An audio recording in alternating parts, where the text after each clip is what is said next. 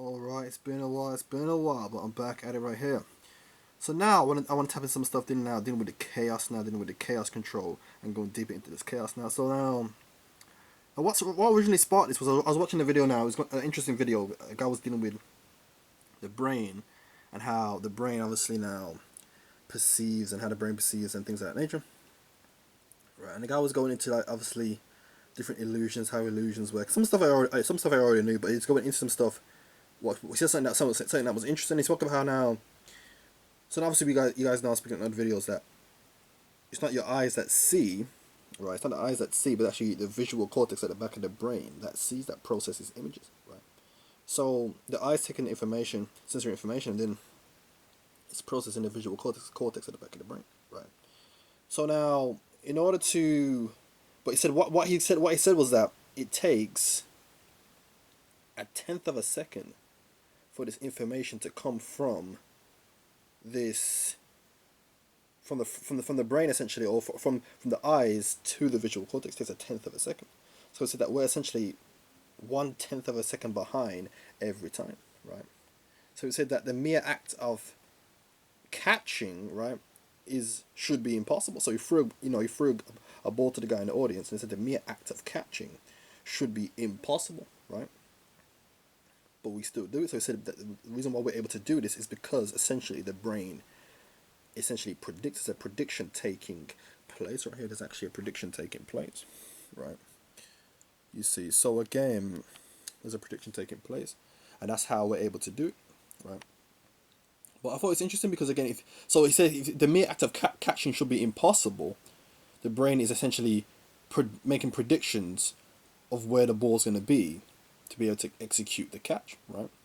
So therefore it then means that, but we know that obviously, so it means that, sports and athletes who perform these feats, or, every game and things like that, these are essentially remarkable feats. But we see with catching, we know that the aim isn't to necessarily throw the ball so fast that the person can't catch it, so it's almost thrown in a way that the person can actually catch it. But there's one particular sport to where things are thrown, right, and the aim is for the person not to be able to essentially react enough to be able to execute this throw, in so many words. So what is that game? And that game, my friends, is boxing. You know what I'm saying? Boxing is that game, right? So essentially to be able to avoid a punch, based on what this guy was saying, as far as the 1/10, right, of a second delay, should be impossible. But yet they do it. And the reason why I want to bring this up is because we know that obviously boxing, obviously dealing with the history of boxing, we know, you guys know obviously the chaos, dealing with the chaos and stuff like that. We are obviously, we're really good. Obviously a lot of melanated people are really good at this game of boxing. But one particular individual, we all noticed, man. Obviously, we may not obviously like him from a personality perspective, but we appreciate the science that this man displays, and that is Floyd Mayweather. You know what I'm saying? So based on what this man was saying, as far as the 1/10, what Floyd Mayweather is doing should be impossible. But again, he's mastered this art. But again, the reason why I want to deal with this is because and how it pertains to the chaos and how it pertains to chaos control.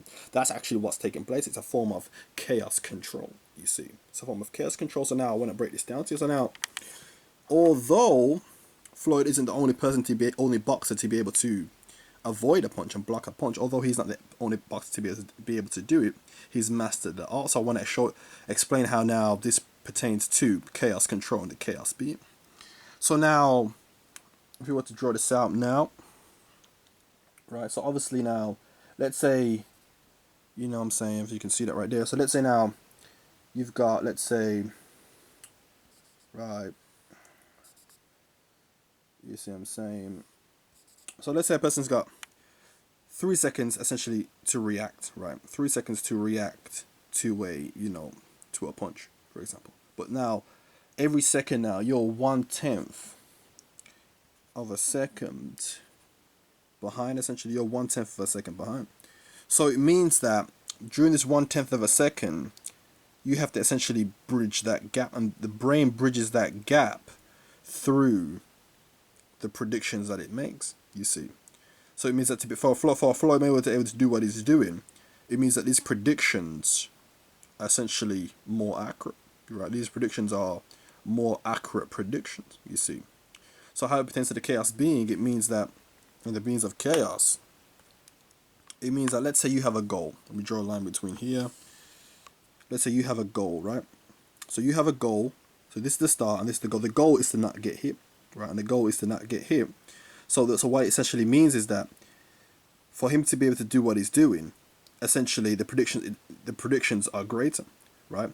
But again, he can't necessarily. But in order to make good predictions, it's the information that's coming in. But the information that's coming in can't be more than the information that other people are receiving too.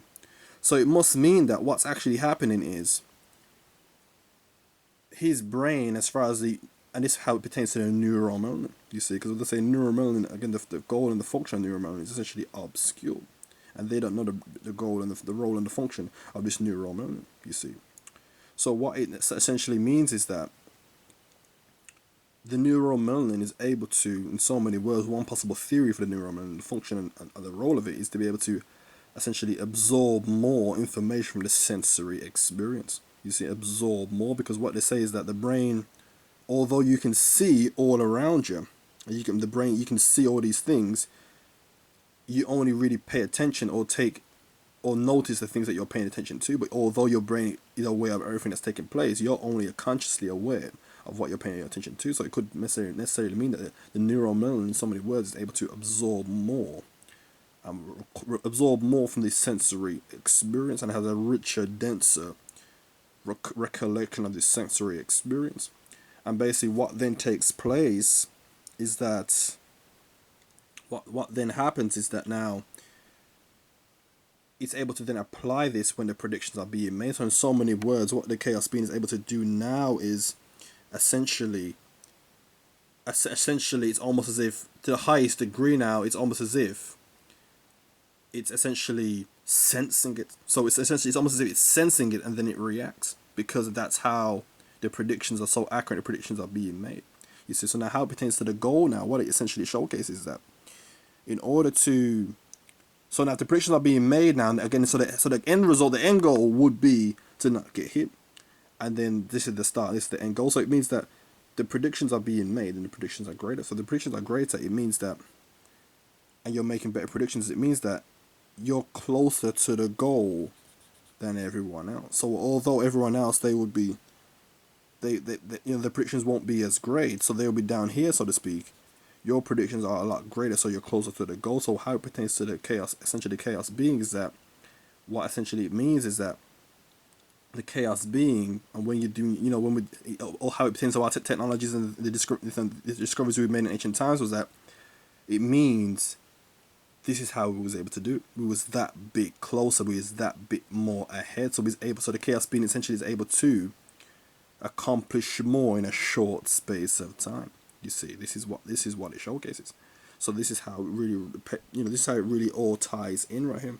You know what I'm saying? So now, as we're dealing with it now, obviously, because one thing that when you're dealing with modern science now, one experiment they said was that they was essentially trying to figure out, the neurons, one particular neuron in rats, and then what happened was they thought it was a malfunction in their system, something didn't seem right, or something was a malfunction in the system. It took them 3 years to realize it wasn't a malfunction in their system, but it actually was a new neuron.